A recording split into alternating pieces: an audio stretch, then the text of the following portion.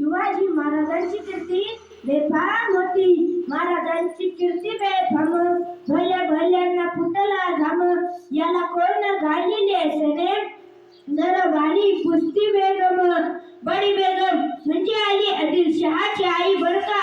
नजरेत तिच्या अंगार दरबार झाला गपगार. कुणी घेईना पुढाकार, साऱ्यांनीच मानली हार. इतक्यात अचानक एक सरदार उठला, बोलला हम लाएंगे शिवाजी को, आणि त्यानं विडा उचलला. नाव तेच अफजल खान, जिता जागता जणू सैतान. खान बोलला छाती ठोकून, शिवबाला टाकतं चिरडून. आया बहिणीची आबरू लुटली, कोण कोण रोखणार हे वादळ. आता शिवबाचं काही खरं नाही. इकडे निजाम, तिकडे मुघल, पलीकडे इंग्रज. जो तो हेच बोलू लागला, Did you see the signs of Afzal Khan's army? Yes. राजाची सेना मुठभर खानाला कसा ठोकणार. काय लढवावा हुन्नर, चित्त्यात पंत सरदार. महाराज आपला जीव मोलाचा आहे. काही दिवसांसाठी आपण कुठेतरी अज्ञातस्थळी निघून जाऊ. काय म्हणालात रायबा, शिवबा केवळ आमचा पुत्रच नाही तर अवघ्या मराठी जनाचा स्वाभिमान आहे. त्या मातेने आपला पुत्र गमावला तरी बेहत्तर, परंतु भ्याडपणे पळून जाऊन या मराठी लोकांचा स्वाभिमान गमावता कामा नये. अशा वाघिणीचा देव छावा, गनिमाला कसा ठेचावा.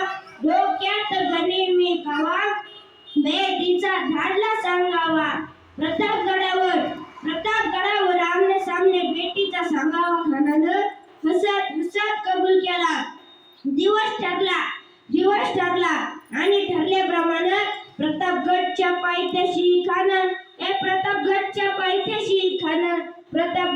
पायथ्याशी खान आला बेगुमान नाही त्याला जाण. शिवाजी राजाच्या करामतीची आणि त्यास नाही जाणीव शक्तीची. करील काही कल्पना युक्तीची. हरी फिरकीची. महाराजांनी एक शानदार शामियाना उभारला होता. भेटीसाठी छान उभारीला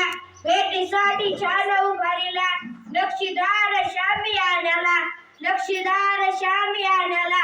आणि अशा या शामियान्यात खान डौलत डुलत आला. सय्यद बंडा त्याच्या संगतीला शिवबाच्या संगती महारा. खानानं राजाला आलिंगन दिलं आणि दगा केला. खान दाभिमान मान्याला कंटेरीचा वर त्यानं केला. खर आवाज झाला.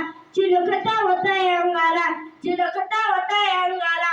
खानाचा वाट फुका गेला. खान एडवडला. इतक्यात महाराजांना पोटामध्ये बिचवा ढकलला. वाघ्यानं खानचा मारा केला. टरा पडलं पोटाला. टरा गेला खानाचा कोथळा. बाई रे आला जी. धन्यवाद.